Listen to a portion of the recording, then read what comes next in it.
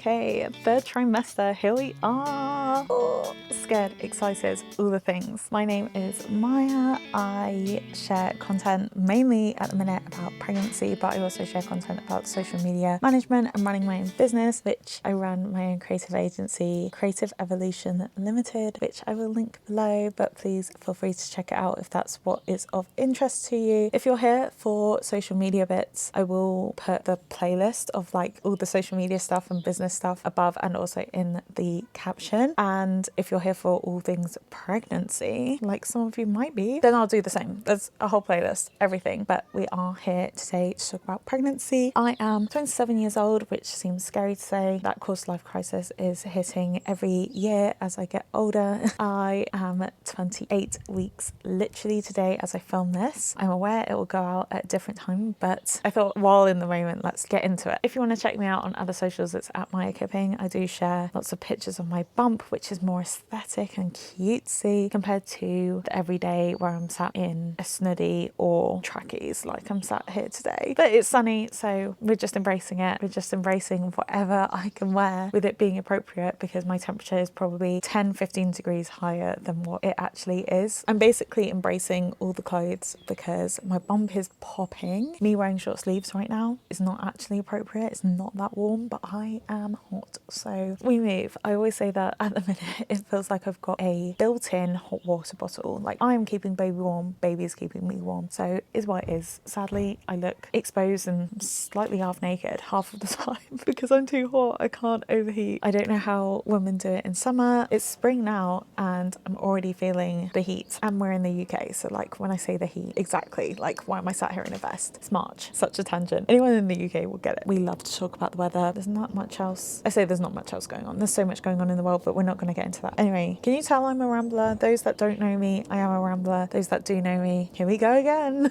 Maya with her rambles. 28 weeks today. I was diagnosed recently with gestational diabetes, which I have got a video on, which I will link for anyone that's going through it. I have sort of processed it a bit more and I'm dealing with different things now, but I thought I would mention, if you have just been diagnosed or worried about it, then please check out that other video first, just because I go into detail and it was not long after my diagnosis, so I was able to share a bit more about that. Today I had one of my growth scans, so I've got 3 growth scans that are after the 20-week scan, because normally you get the 12-week scan and the 20-week scan and then that's it. However, I got the 12-week, the 20-week. I had to have a repeat 20-week because baby was a bit stubborn. If you saw my 20-week video, then you will know that he was stubborn and didn't want to move. After that, you get a 28-week, a 32-week and a 36-week, so almost every 4 weeks. So today had the scan. Not gonna lie, the ultrasound looked a bit horrifying. They're obviously measuring baby's belly, head, legs to make sure everything's okay, to see heartbeat, to see blood flow. All was good, but they asked if I wanted a photo and they said it's pretty early to see the face, and I'm all for a photo. Like, I'm not going to turn it down. I'll take anything extra. This might be my only child that I have. Like, I'm going to have all the photos if they're on offer. However, this photo, I will put it here.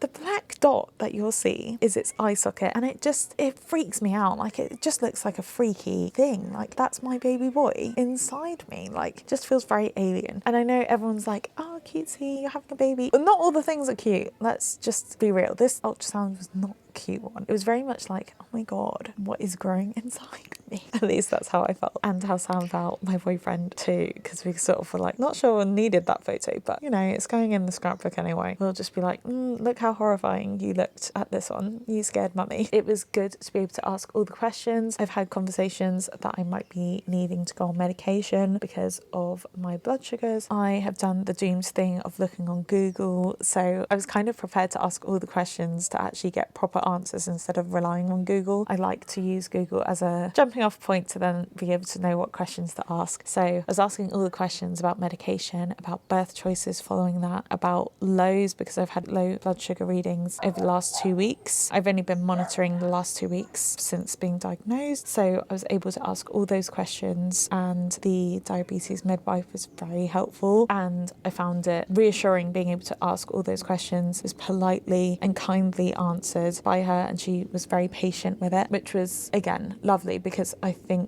for me, having too much information is better. I tend to get quite anxious about things, but it's more anxiety about the unknown. Pregnancy is great, right? Everything's the unknown.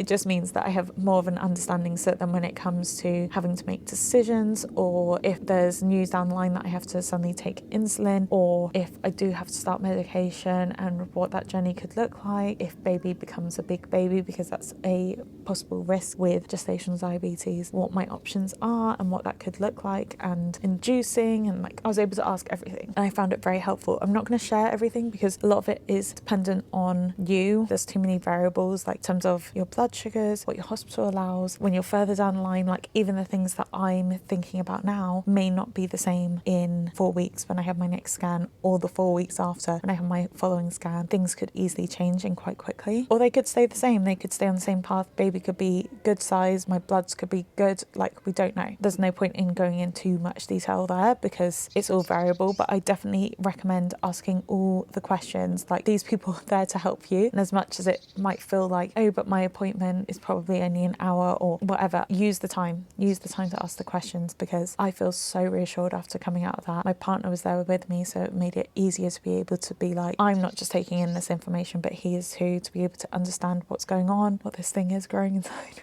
And also, considering you get the report with lots of percentages and averages and stuff on, it can be quite daunting, at least it was for us. So being able to ask and have them break it down is a lot easier there and then, over just going home and not asking the questions and then being worried and sitting on Google or asking forums, which I do think is helpful at times. This isn't sponsored. I posted on Peanut, which is a platform for mums-to-be and mums, and you can connect with people in your area, but you can also post on there any questions or anything that you have. So I ended up posting yesterday asking about medication in gestational diabetes, like if anyone had had medication, how it affected their like delivery date, if baby was impacted or anything like that, just to get a gauge of what I might want to ask medical professionals too, so then I know not just the medical information but also from people that have experienced it potentially recently. And that was really helpful for me. That, again, some people are worse with knowing too much. I am an overthinker and overanalyzer, but I'm also better with more information. It calms me. I can organise, I can plan as much as possible for each potential path, and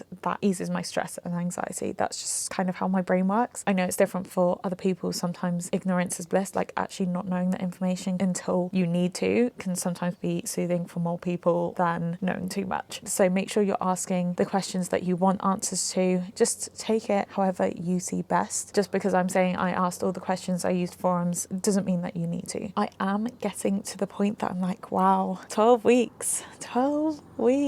From what the people said on the forum, they were giving birth at 38 weeks, which means 10 weeks. Yeah, I'm just aware of time passing so quickly. Pregnancy is weird. It feels quick and slow at the same time. It's all becoming very real. And not to say that it wasn't before, but my belly popping, the bump is bumping. Having these growth scans and seeing how big baby is just crazy. Like, he's almost 3 pounds already, and all the sizing is like, it can be 15 to 20% out, so he might not be that big. But I was 7 weeks early and I weighed 3 pounds, so to me I'm like, he's almost the same size as me, like that I was when I was born, which is just crazy. It's craziness. I was crazy small, but I just can't fathom in my head that that's how big he is inside me. The size of an aubergine, for those that love fruit and veg little tracker. I am one of those people, but still, aubergine is what that I want to say. I don't know, I'm losing track, because before it was like a lettuce and then it's like a cabbage, and you're like trying to work out the difference between a lettuce, a cabbage and a cauliflower. Like, it's weird. And then you go to like a long object like an aubergine. I say aubergine. Why have I been saying aubergine? Aubergine.